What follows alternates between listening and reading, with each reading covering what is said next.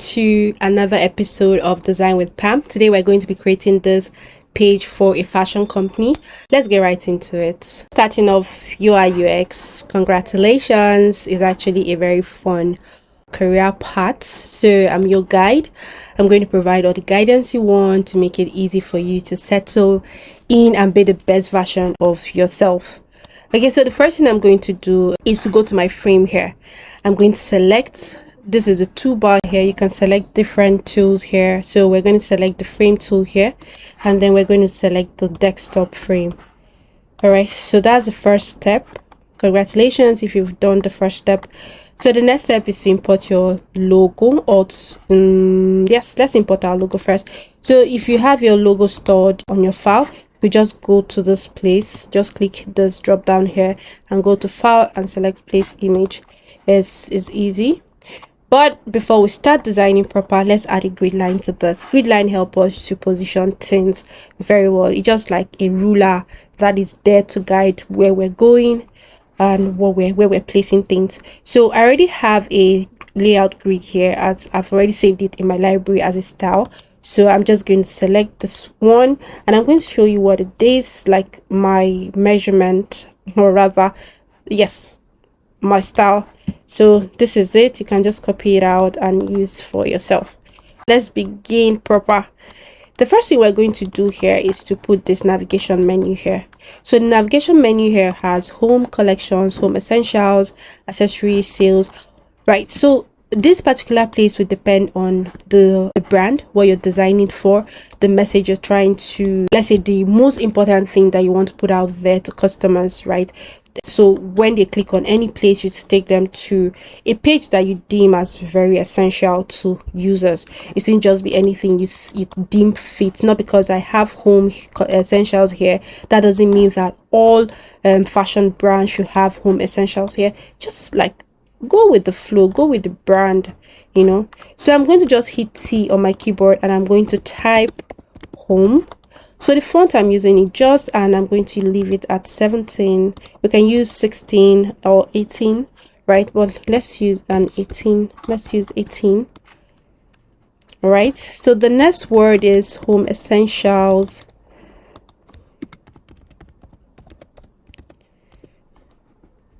So in Figma, let's say you spelled something wrongly, you could just right click on your mouse and you get the correct spelling.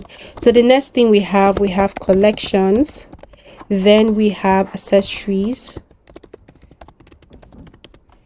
and then we have sale.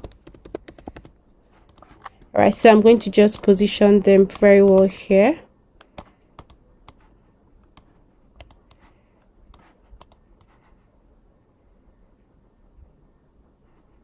Right, so I'm going to select this one. While I select this one, I'm going to hold on to my shift key and select all of them, then hit shift A to add an auto layout and make sure the spacing here, so this in here signifies space between one text to another, one item to another. So I'm just going to make the spacing to be a 34.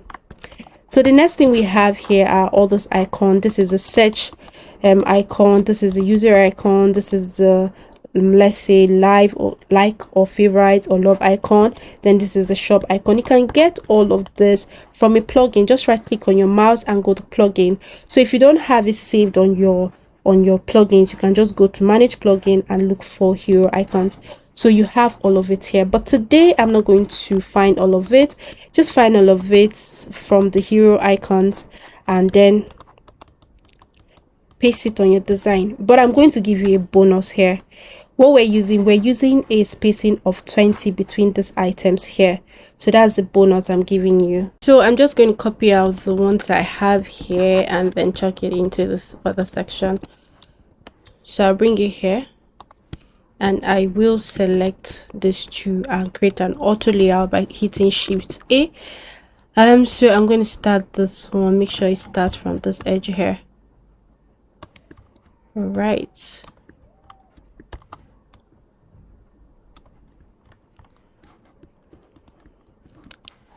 So for my logo, okay, so I'm still going to create an auto layout with all of it, then center align it. All right, I think we're good. So the thing about this section here is that I just use this tool here, this pen tool, and just created a shape. It's just this random shape that I created. You can also create the same random shape. Just create random shapes around it. Close it up here. So what I'm doing is I'm just like hitting on each side I want it to be, right? Once I close it, I go to fill here. I'm going to fill up the color. I would select the pen tool here, and I'm going to pick the color that I used here, right? So I'm going to remove the stroke around it, and I'm also going to click on done here. Then I'll just push it in here. So the thing again is, remember the icons that we have around there. So the icon right now is hidden here. So what I'm going to do is, this vector is on top of this icon. So I'll go to this layer panel here, and I'll make sure that this vector here is underneath our frame so that you can see it. So I'm going to close our grid lines, layout grid, and so that you can see what we've done so far. All right. So this color I'm using here is more like the brand color. So I just want it to be somewhere on the page here, right? So I darken this section too. Okay, so the next thing we can do is to create this text, this hero section here. I'll just go back and put on my grid line so I can continue working. I'm going to click on T on my keyboard, and I'm going to start typing. Fashion is your voice.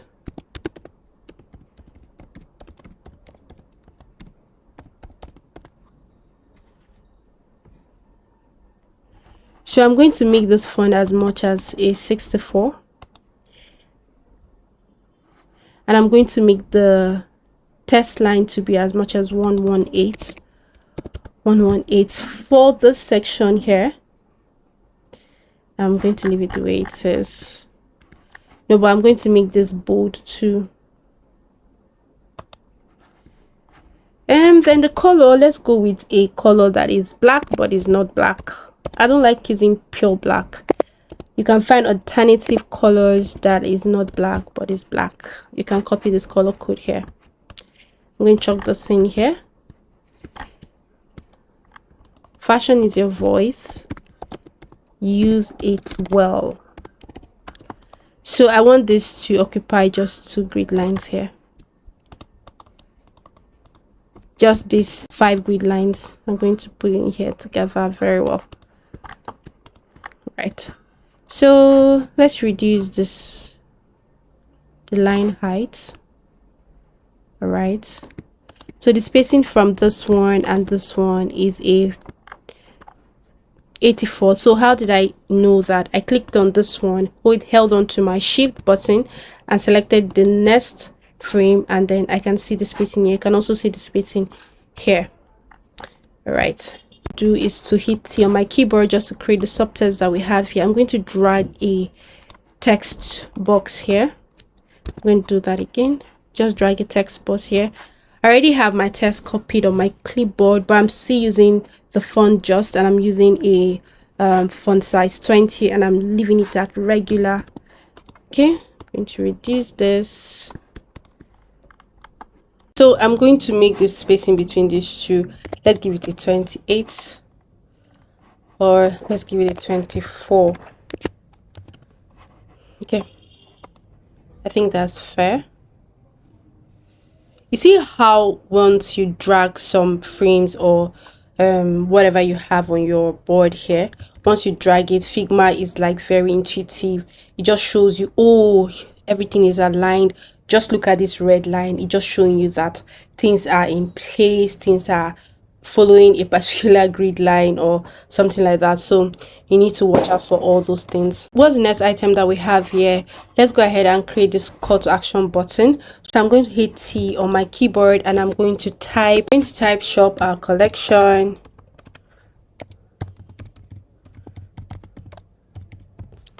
Then I'm going to hit Shift A on my keyboard to add an auto layout.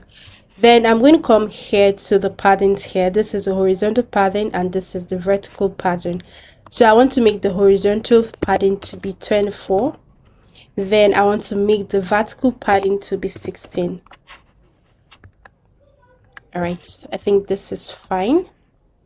Then I'm going to go ahead and round the corners very well. I'm going to give it a 24 for the rounded corners, and I'm going to go here and add a fill color. So let's use this color that we have here. So now you can't see the text, right? I'm going to hold on to my command or control button and click on the text inside the frame, and I'm going to change the text to white. Right, let's just round the corners to 100 because I want to achieve a full rounded corner. Then I'm going to hold on to my option key and duplicate this. Then I am going to type explore all. So it is best practice that you don't have two call to action buttons that are both prominent like this, like with the two colors like this. This is black, this is black. Now think about it, which one is the user going to notice first? They're going to notice all of them at once, right? So we want to direct users' attention to what is most important and then direct them to the next item that is also important, right? But we're going to go like a scale of preference. We want you to see the first item, then we want to see the second item, right? Then we want you to see the second item. So that is how design work. You have to understand user behaviors and then guide users to perform the kind of actions you want them to perform. So I am going to change the color, this black color, to another color. I'm going to just take this one and pick the color that we have here already. Then for accessibility, this white is not going very well. You can easily see this explore all on text on this frame. So we're going to change the text here. I'm going to hold on to my command button and select the text. Then I am going to change the font to the black. So this black I'm using is 101010, right? So I'm going to select this call to action and the other one and create an auto layer by hitting Shift A. I'm going to make sure the spacing between them, I think 35. Let's give it a 40 for starters. No, let's give it a 48. Seems well. Right, so I'm going to select this frame here, and I'm going to select this one. Also create an auto layout and then increase the spacing to 52. 52 seem okay. All right. So you could find any brand that the company you're designing for is affiliated with, and you just put it here just to increase users' confidence in this brand. So I'm just going to drag this item here. So you can just find any item and add here. I just selected all of the image, created an auto layout and gave it spacing of 68 between them, and I want the spacing between these two to be up to 120. Then I'm going to, okay, so the spacing up here is 96. Would that do? All right, let me turn back my grid lines so that I can see where my items are well positioned. Let me center this. All right, these two items is 120, 96 from the top. I think I can work with that. So the next item we're going to create now is this frames, this images you have here. So for the first one, I'm going to hit R on my keyboard and I'm going to draw a rectangle. So for the rectangle, I want it to be the width to be 220. Then for the height, I want it to be 212.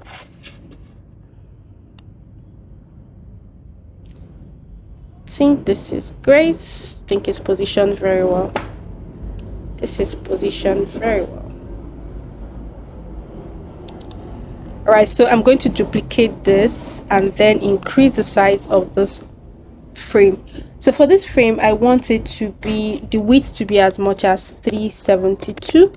Then for the height, I want the height to be as much as, let's say, 420. Okay, so I'm just going to come and align it with this other one. I just want them to be on the same level. Right, so I'm going to find an image. I'm going to select any random image from pixels. Right, so make sure you follow the rules I've been mentioning in other of my tutorials about how to select good images for your design. So for the purpose of this tutorial, I'm going to use any image at all. But again, I like being so I like being so thorough. Let's see African fashion.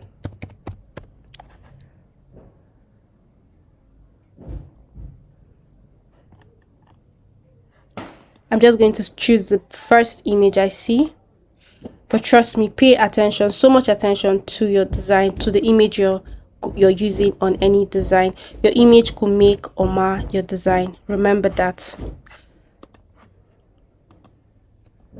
So we've added the images here. The next item here is to create this that we have going on here. Okay, so the concept of this is just to show users that, oh, you have over 120 choices to choose from when you're shopping. So that's why I added the shopping cart here, and I'm also telling them. Then I chose this color just to like drag users' attention to it, sort of, right? I had one or two things going on here, but I'm just going to show it to you. Just click on R on your keyboard and draw a rectangle. I'm going to make it the width to be as much as 216. 216 is good. Then for the height, I'm going to make it a 92. This is okay, right? So the next thing, I'm going to go to here and choose this fill color here. I'm going to change the color here. So for this rectangle thing, I had a thing or two going on here. What I did was I added a bit of stroke to it, but the stroke, I made the stroke white and I left it to be as much as 2. I made the effect to be as much as 2, but I gave it a linear fill. So I clicked on the second option here and I chose linear from the drop down. Then I positioned it like this, right? I just wanted to have I wanted the edges here to have some bit of white thing, like a white edge.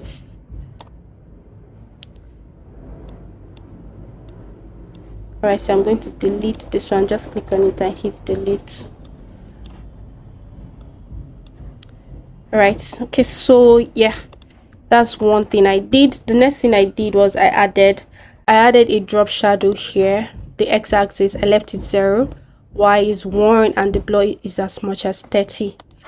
All right, so yeah, that's basically it. I just kept it. I put a test over what's the word, 100 choices, 120k, 120,000 choices.